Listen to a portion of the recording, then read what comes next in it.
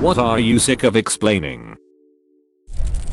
I'm a programmer. I write programs. I do not know how to fix your laptop that won't turn on. You are lying. I saw the Mario Brothers movie. I know that gamers, hackers, programmers, and computer engineers are basically the same thing. If I may use your comment as a prompt, I find it fascinating how computers have evolved in the same way as the other math and science fields. It used to be, way back, that if you knew math, you were a scientist. The fields were both small enough that the overlap was vast. Over time, it grew apart, and you could specialize within fields. In the 1980s through the late 1990s, the computer field was small enough that the typical programmer would have to know basics in electrical engineering, math, physics. Networking as a field wasn't big enough to be its own specialization yet. The boom of the early 2000s and evolution since has caused so much specialization and diversification of skills that I would posit that computers as a field is as descriptive as saying you study science. Hobby farmer here. A chicken is not the female. That's the name of the animal. The hen is the female. No, you don't need roosters for hens to lay eggs. They've been bred over hundreds to thousands of years to lay a lot of eggs. Yes, an animal needs to become pregnant in order to produce milk, just like a person. They don't just one day become mature enough and become a perpetual milk factory. Hay and straw are two different things. Hay is dried grass or other leafy plants. It's what a lot of ruminants and horses eat. Straw is the dead stems of a crop like barley or wheat. It is inedible and usually used for bedding. Goats don't eat trash, but they are the cats of the livestock world and will get into and destroy everything you know and love. There is a reason they are associated with the devil. Today I learned the difference between hay and straw, so thanks for educating me. Hay is for horses. Straw is for stores. Allergies, for instance against pollen or food. Pollen is flying around not only in summer and the symptoms are not always red eyes or sneezing. So just because you cannot see that someone is not feeling well, it still can be the case. Or food allergies and you are judged as being picky. Please just accept that some people cannot eat everything. Probably there are other allergies, and explaining at some point is just so tiresome. My brother doesn't sneeze or have watery eyes when his allergy season hits. He coughs. He, naturally, has a very loud and aggressive sounding cough. Trying to work in May this year was more than a little bit difficult. Oh man, I get this too. It's made this year really difficult. Thankfully my allergy meds work pretty well. Why I don't really talk. I'm so sick of being asked why are you so quiet, because I just am. I can talk to people and understand social cues, but I don't speak unless I think I'm adding something. I used to think I was an introvert across the board. As I grew up I realized that I'm generally an average talker in different social situations, and I'm quiet only within my family. And I've recently found out why. Every single time I open my mouth I get interrupted. I can't recall a time when I was able to utter a full two-line concept without being interrupted. Many times those interruptions are meant to change the whole subject. Then I guess my brain went like, okay, you don't care about what I have to say, then I won't say it. Interrupting is nothing but a dominance game. If you get interrupted, simple interrupt the interrupting with an even louder excuse me, may I finish what I was saying. For once. People most of the times don't even want anything bad. When they interrupt you, you somehow gave them the feeling that they can interrupt you. Being present in a room is something you will have to learn anyway if you do not want to be pushed around. That there are things called facts and that they are different from opinions. That you can't substitute opinions, even ones you really believe in, for empirically grounded facts. Finally, that expertise exists, and that opinionizing is not the same thing as having actual expertise in something.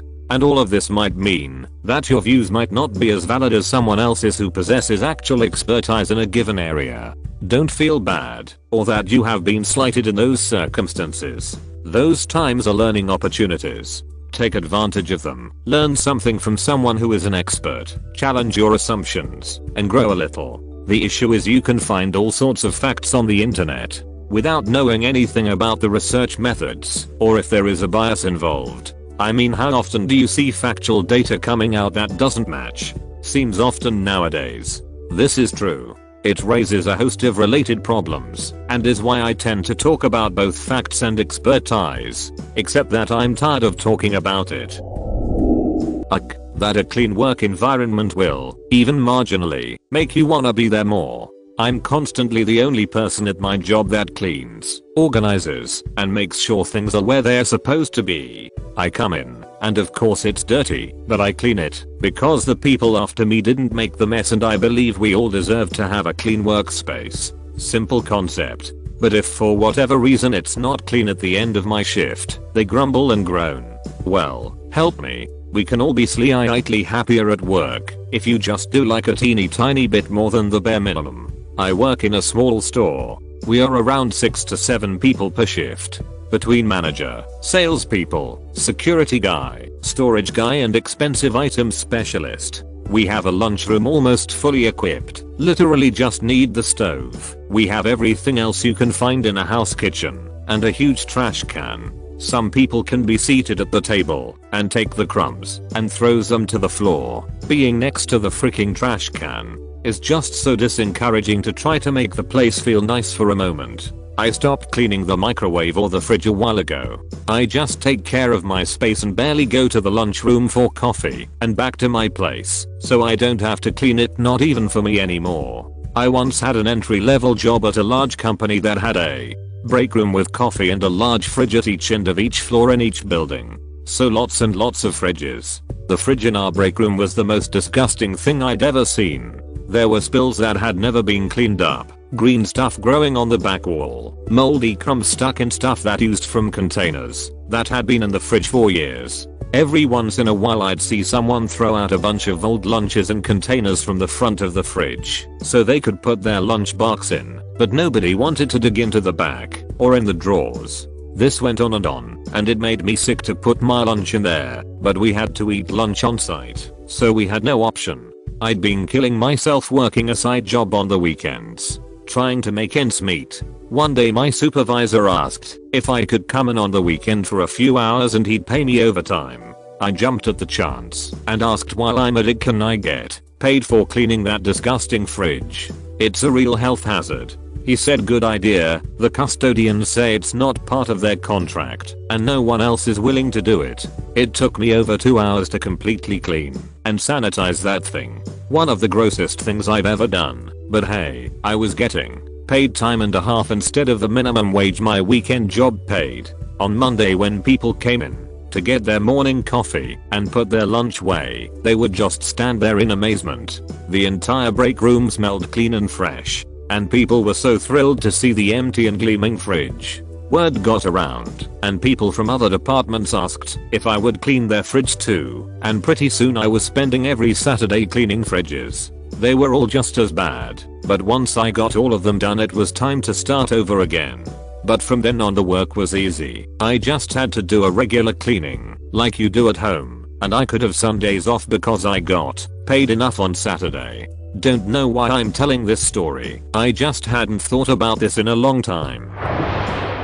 Why it's important to actually show that you care, and not be that type of person who says it doesn't matter, she knows I love her. This is why I'm one of those people that tells couples to find out what their love language is. A lot of people need words of affirmation and constant affirmation from their partner that they matter and they are loved by them. And not just in relationships, but in friendships too. I always make sure to say it, if I remember to, even if the other person thinks it's weird. In the off chance they appreciate it, it's worth it. Yes, this, without even realizing it, my boyfriend and I had this conversation when we first got together. Some days he's very affectionate and others he's not, and just wants to sit beside me and enjoy my company without getting cuddly. I'll learn to be okay with that, since he's okay with the fact that I'm very affectionate and sometimes I need that reassurance. But either way, at the end of the day, we always make sure the other knows they're loved and appreciated. I'm a pharmacist. 1. Vaccines don't cause autism. 2. The pharmacy doesn't decide your copays. 3. No, I don't just put pills in a bottle. 4. Flu shots won't give you the flu. 5. Yes, mask mandates help slow the spread of COVID-19. A couple of weeks ago my doctor prescribed me a drug that could have interacted with the medication I was already taking and could have caused a potentially serious problem with my heart. The pharmacist spotted it straight away and I got prescribed something else. I appreciate the work you find people do. I'm so glad this was caught. We're always happy to help. I choose not to drive because it triggers migraines for me. Something about brake lights and stoplights. It's worse in the dark, rain, traffic and glare. I really just wish people would stop telling me I need to buy a car or drive a car or how much easier life would be if I had one.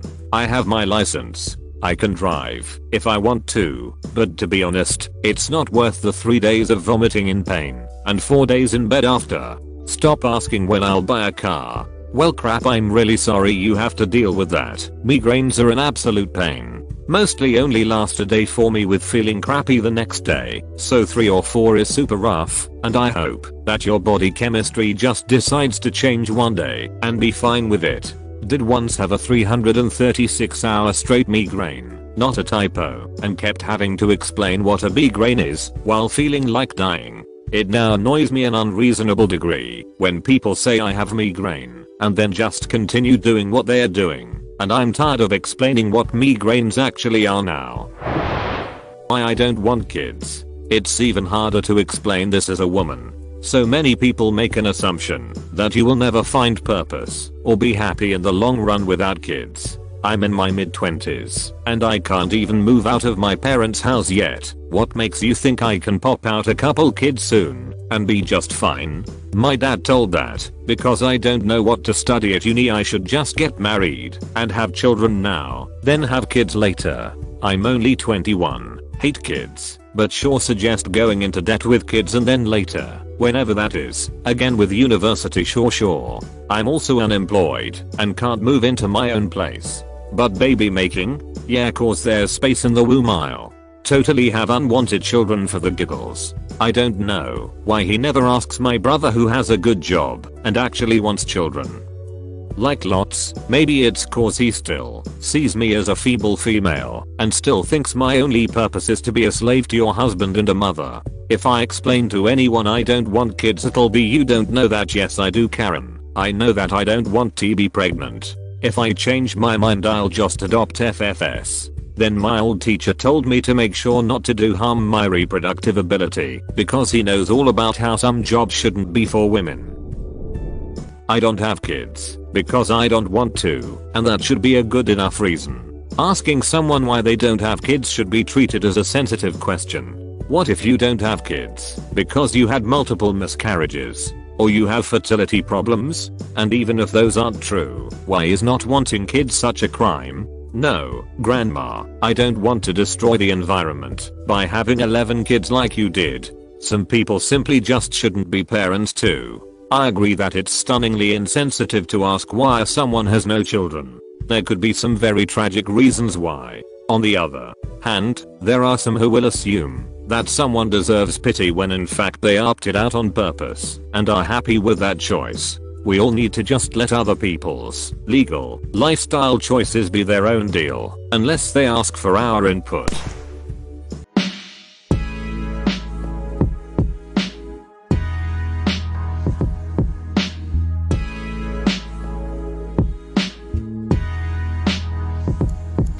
Cashier asks something indistinguishable about my order behind a plastic barrier in a loud room with a mask on, so I can't read lips, maybe with an accent. Me, sorry, I'm hard of hearing, I can't hear you. Cashier repeats question, slightly louder. Me, repeating it won't help, I'm deaf, I still cannot hear you. Cashier calls coworker over, who repeats question in an even louder voice. Me, can you point to a sign? Write it down. Do charades. I do not understand spoken English right now. Confused silence. Note I wear hearing aids and no ASL. I can mostly understand you. If your mask is off, because I read lips. I have a notepad that I carry around with pre-written questions. Do you have rewards program / how has your day been / paper or plastic / etc. There's one particular deaf person that comes specifically to my lane because I do that and no one else does. I have 2 sets of questions, one is for self-scan and the other is for the registers. Usually people will point to their rear or verbalize it, so I just pull it out of my drawer in that case. Currently, it's saying to my family and some acquaintances that no, I cannot bloody go out. You know that, family, and I can't. So please stop insisting / laying down subtle hints that it's fine. You know my dad is in the high risk group. You know he's on medication to actively try and get himself out of it, so he's in a better place. In case you didn't realize, there's a pandemic still going on, and there's a lot of stupid people out there that simply don't care about anyone else. Yes, being stuck inside the house for 6 months and maybe more is taking a toll on us all. But you know what? I'd rather that than even having the smallish remote chance of my dad getting COVID and ending up in a morgue. So please shut up about it and let us do things the way we want to. Everything we've done so far has worked. We won't be changing it to please others. End rant. Needed to get that out. Wear a bloody mask, people.